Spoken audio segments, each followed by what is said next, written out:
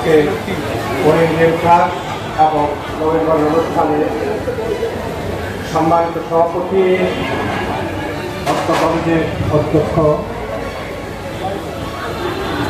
হেলাল ভাই, মঞ্চস্থ আছেন অর্থ কলেজের গভর্নিং মর্নিংয়ের সম্মানিত সভাপতি কলেজের নবীনবরণ অনুষ্ঠানের সম্মানিত সভাপতি, এই কলেজের সম্মানিত যিনি দায়িত্বে আছেন আমাদের ভারপ্রাপ্ত প্রিন্সিপাল হেলাল সাহেব উপস্থিত আছেন।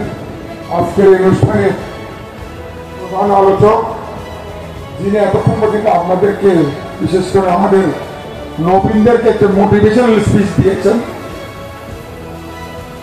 নোয়াখালী উপজেলার সম্মানিত পিএনও সাহেব জনাব রহমতুল্লাহ সাহেব উপস্থিত আছেন। আজকের অনুষ্ঠানের বিশেষ অতিথি আছেন আমাদের এই কলেজের বিদ্যাসায়ী সদস্য শওকত আলম এবং বোয়ালখালী প্রেস ক্লাবের সভাপতি সিরাজুল ইসলাম সাহেব উপস্থিত, এই স্কুলের এই কলেজের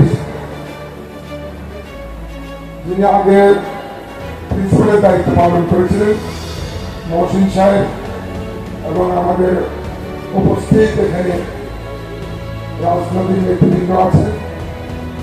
এই কলেজের সম্মানিত যারা অধ্যয়নরত আছেন, যারা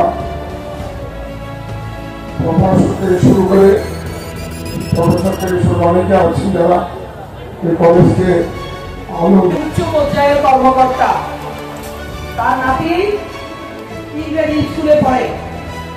বাড়িতে আমরা যাদেরকে বলি বাড়ির সহায়ক, আমাদের স্বভাবজাতভাবে বলি আমরা চাকর বাকর গান কাশি, এই শব্দগুলো আমরা ব্যবহার করি, যারা আমাদের বাড়ির সহায়তা করে কর্মচারী।